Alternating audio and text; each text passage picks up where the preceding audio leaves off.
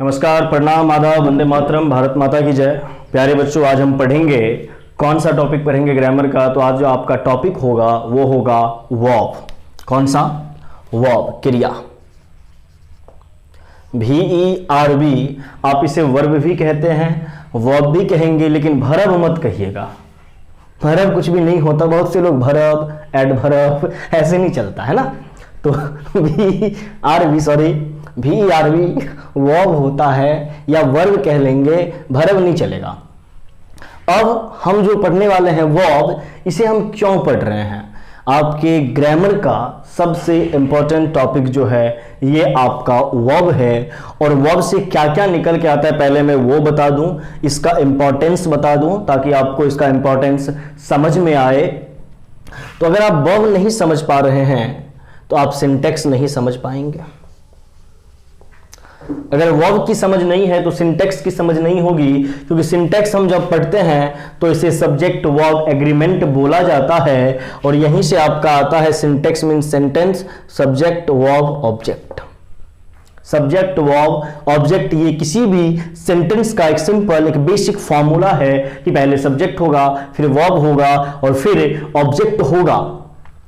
तो verb, subject and object. Subject क्या क्या होता है? तो नाउन होता है, प्रोनाउन होता है, इन्फिनिटिव होता है, जिरंड होता है, वो भी पढ़ाऊंगा आपको मैं। और ऑब्जेक्ट क्या क्या होता है? तो ये भी नाउन, प्रोनाउन, इन्फिनिटिव या जिरंड होता है। फिर से सुन लेंगे, सब्जेक्ट आपका नाउन, प्रोनाउन, इन्फिनिटिव या जिरंड होता है, और ऑब्जेक्ट भी आपका नाउन, प्रोनाउन, इन्फिनिटिव या जिरंड होता है। तो इस वर्ब का क्या काम है?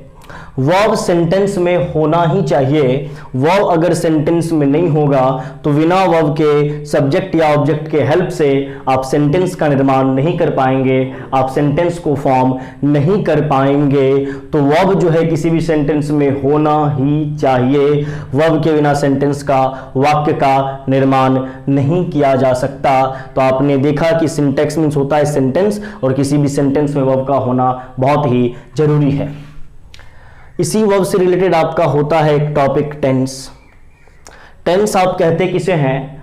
तो टेंस हम उस टॉपिक को कहते हैं जहां पे हेल्पिंग वर्ब और मेन वर्ब के यूज को बतलाया जाए।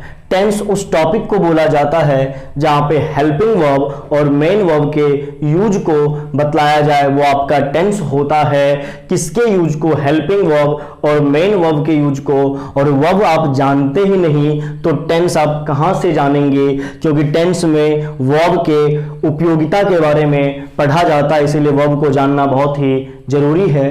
और अगर टेंस का ज्ञान आपके पास नहीं है तो फिर नरेशन मुश्किल हो जाएगा आपके लिए, क्योंकि नरेशन में टेंस के स्ट्रक्चर को जानना बहुत जरूरी है कि प्रेजेंट इंडेफिनिट का स्ट्रक्चर क्या होगा, प्रेजेंट कॉन्टिन्यूअस का स्ट्रक्चर क्या होगा, फ्यूचर इंडेफिनिट का क्या होगा। तो टेंस के स्ट्रक्चर को जानना बहुत जरूरी है नरेशन के लिए। और इसी से रिलेटेड एक टॉपिक होता है आपका वॉइस। वॉइस, और यहां पर भी टेंस का ही कमाल होता है। और टेंस में किसका कमाल होता है? तो वर्ब का कमाल होता है। तो verb, syntax, tense, narration and voice. और इसके बाद जब आप एडवांस वर्ब में जाते हैं, एडवांस वर्ब में, तो इसमें हम क्या क्या पढ़ते हैं? तो इसमें हम पढ़ते हैं infinitive, infinitive, gerund and participle.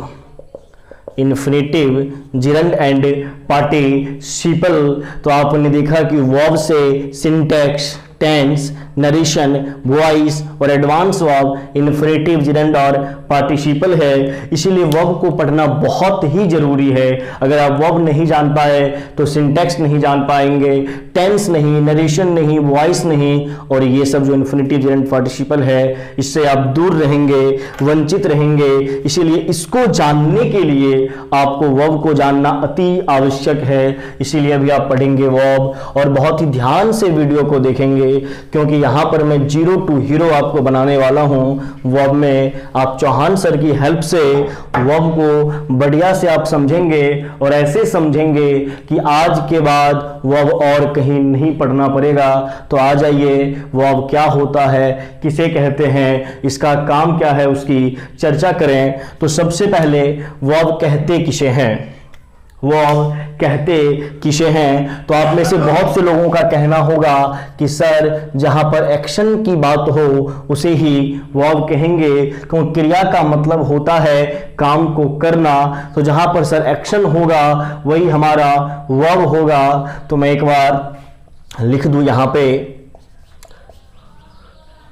I teach मैं पढ़ाता हूँ, आई टीच मैं पढ़ाता हूँ। यहाँ पे एक्शन हो रहा है और आपका कहना बिल्कुल सही है कि सर एक्शन हुआ तो वर्ब है। बट यहाँ पे दूसरे सेंटेंस में मैं लिखूँ I am a teacher, I am a teacher, तो इसमें एक्शन हो रहा है क्या, मैं एक टीचर हूं, इसमें एक्शन हो रहा है। तो इसमें एक्शन बिल्कुल नहीं हो रहा, इसीलिए इसमें एक्शन जो नहीं हो रहा है तो आपको कहना पड़ेगा कि वर्ब एक्शन के साथ साथ और भी कुछ बतलाने का काम करता है। वर्ब एक्शन के साथ साथ और भी कुछ बतलाने का काम करता है। तो और भी कुछ क्या बतलाने का काम करता है, तो आई एम अ टीचर, मैं एक शिक्षक हूं, ये मेरे स्टेट को मॉडिफाई कर रहा, मेरे स्टेटस को बतलाने का काम कर रहा। इसीलिए वर्ब स्टेट ऑफ बीइंग को भी बतलाने का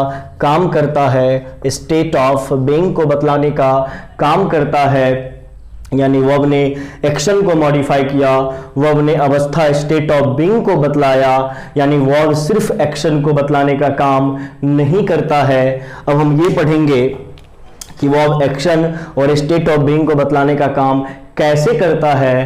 तो उससे पहले हमें टाइप्स ऑफ वर्ब के बारे में जानना बहुत ही जरूरी है। हम जानेंगे टाइप्स ऑफ वर्ब, वर्ब कितने प्रकार के होते हैं। तो वर्ब जो आपको है वो दो प्रकार के होते हैं।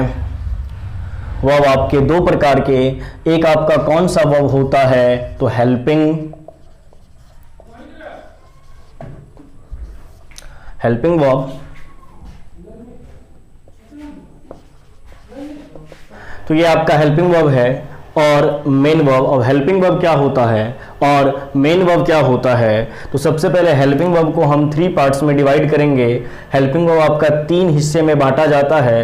पहला आपका होता है primary, primary auxiliary,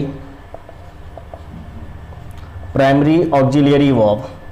helping verb को ही आप ऑक्सिलियरी वर्ब भी कहते हैं, यहाँ पे मैं लिख भी देता हूँ, auxiliary verb, primary auxiliary verb. उसके बाद आपका होता है मोडाल, जिसे आप मॉडल्स भी कहते हैं। And last one is marginal, marginal auxiliary verb, marginal auxiliary verb. Helping verb को 3 हिस्सों में बांटा गया है, primary auxiliary verb, modal and marginal auxiliary verb. अब प्राइमरी ऑक्सिलियरी वर्ब क्या क्या होता है, तो यहाँ पे देखा जाए, पहले आपका वी वर्ब कैटेगरी होता है और इस वी वर्ब में आपका कौन कौन सा आता है, तो is, am, are, was and were, is, am, are, was and were. उसके बाद आपका हैव फैमिली का मिलेगा, इसमें आपका हैज, हैव एंड हैड होता है। इसके बाद आपको डू फैमिली का मेंबर मिलेगा और डू में होता है do, does and did, do, does और डिड। तो प्राइमरी ऑक्सिलियरी वर्ब एक वी वर्ब हो गए और इसी वी वर्ब में आपका होता है is, am, are, was, were नहीं पढ़ना, वर पढ़ा जाता है। फिर हैव फैमिली का होता है हैज, हैव, हैड और फिर डू फैमिली का डू, डज, डिड। ये आपके प्राइमरी ऑक्सिलियरी वर्ब हो गए। देन आपका मोडाल है और मोडाल में कौन कौन सा होता है, तो can, could, may, might, shall, should, will, would, must, OUGST, ought to। तो इसमें कौन कौन सा है मॉडल में?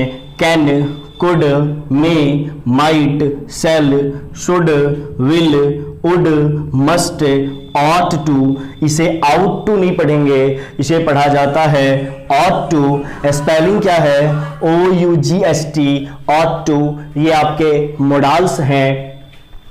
मार्जिनल ऑक्सिलरी वर्ब, अब आपका है मार्जिनल ऑक्सिलरी वर्ब। तो ये कौन कौन सा होता है? तो ये संख्या में 3 है। और कौन कौन से हैं? तो पहला है आपका used to, dare and need.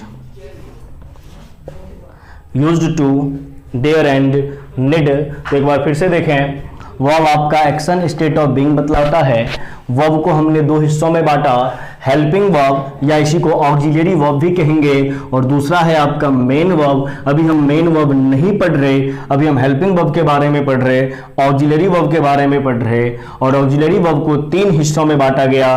Primary auxiliary verb जो आपके हैं V verb, is, am, are, was and were.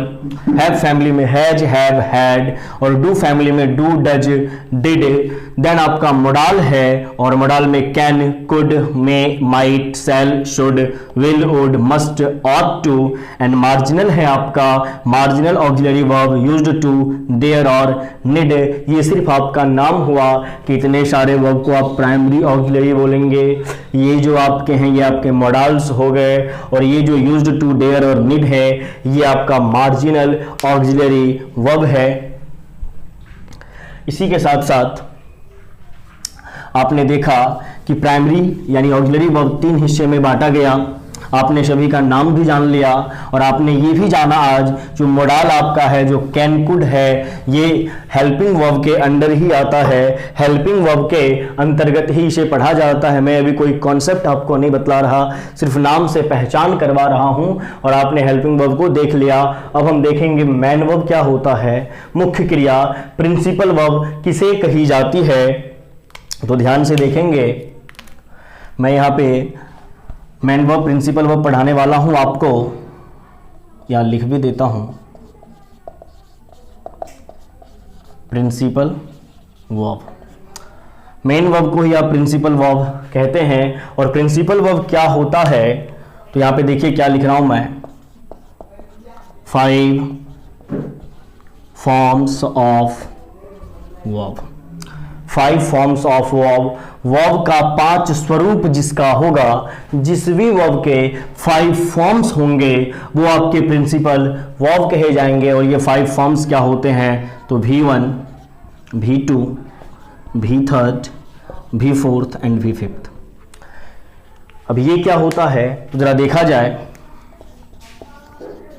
Teach, V2, taught, taught, teaching and teaches.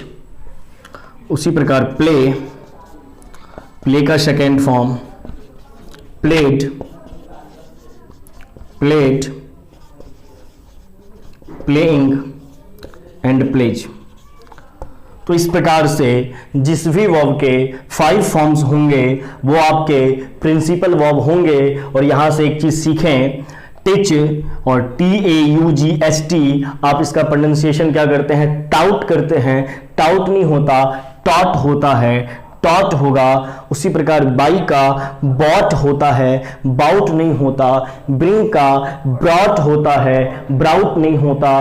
Catch का कॉट होता है, काउट नहीं होता। और फाइट का फॉट होता है, फाउट नहीं होता। तो ध्यान रखेंगे, टिच, टॉट और टॉट पढ़ेंगे, टाउट नहीं पढ़ाया जा सकता।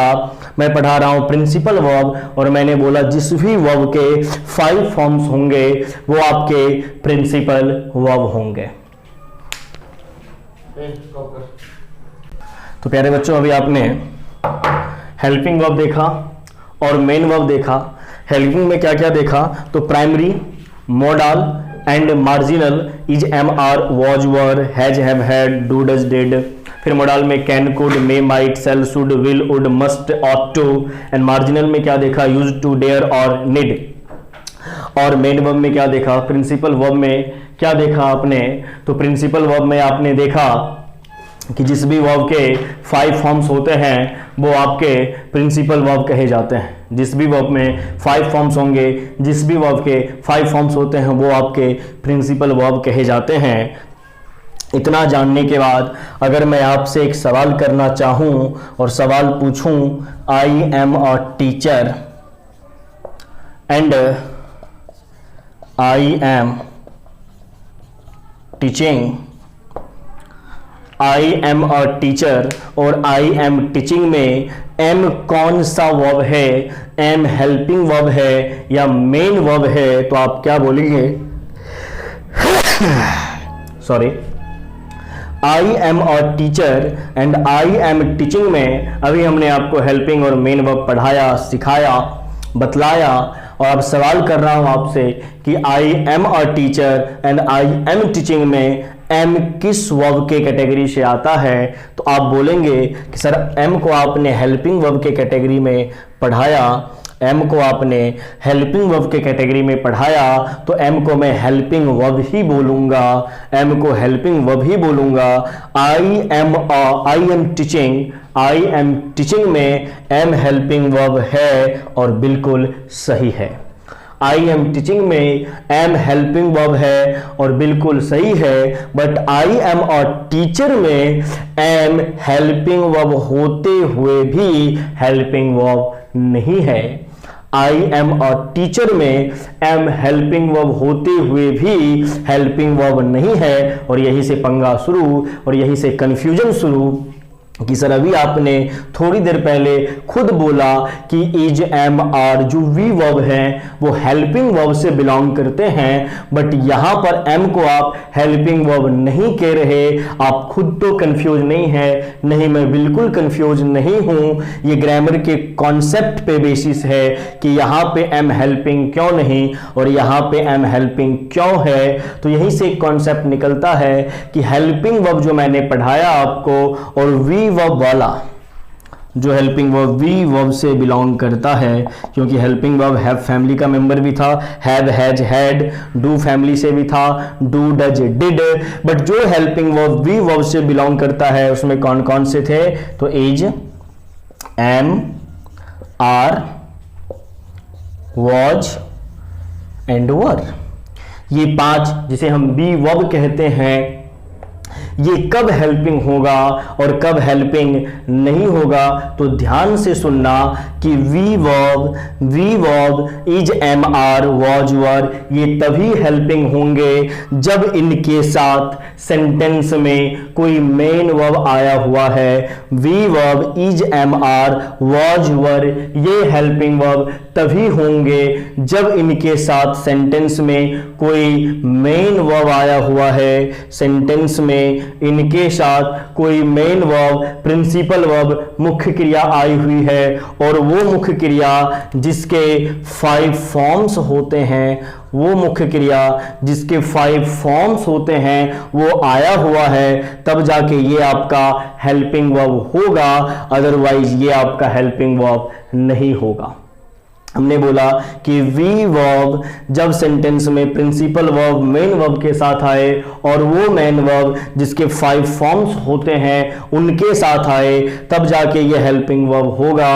और यहां पर देखिए I am teaching, I am teaching में टीचिंग जो है उसी 5 फॉर्म में से एक फॉर्म है before teach, taught, taught, teaches and teaching, उसी का एक रूप है, स्वरूप है, यानी मेन वर्ब का एक हिस्सा है जो इस वी वर्ब के साथ आया है, तो ये आपका हेल्पिंग वर्ब हो गया और इसमें कोई भी गलती नहीं है। बट इस सेंटेंस में देखा जाए I am a teacher, I am a teacher में इस वी वर्ब के अलावा सेंटेंस में और कोई भी वर्ब नहीं है, सेंटेंस में और कोई दूसरा प्रिंसिपल वर्ब जिसके 5 फॉर्म्स हों वो आपको नहीं मिल रहा, यानी कि जब ये V verb is, am, are, was, were के साथ कोई दूसरा वर्ब सेंटेंस में नहीं आए, तब इस हेल्पिंग वर्ब को हम क्या कहेंगे?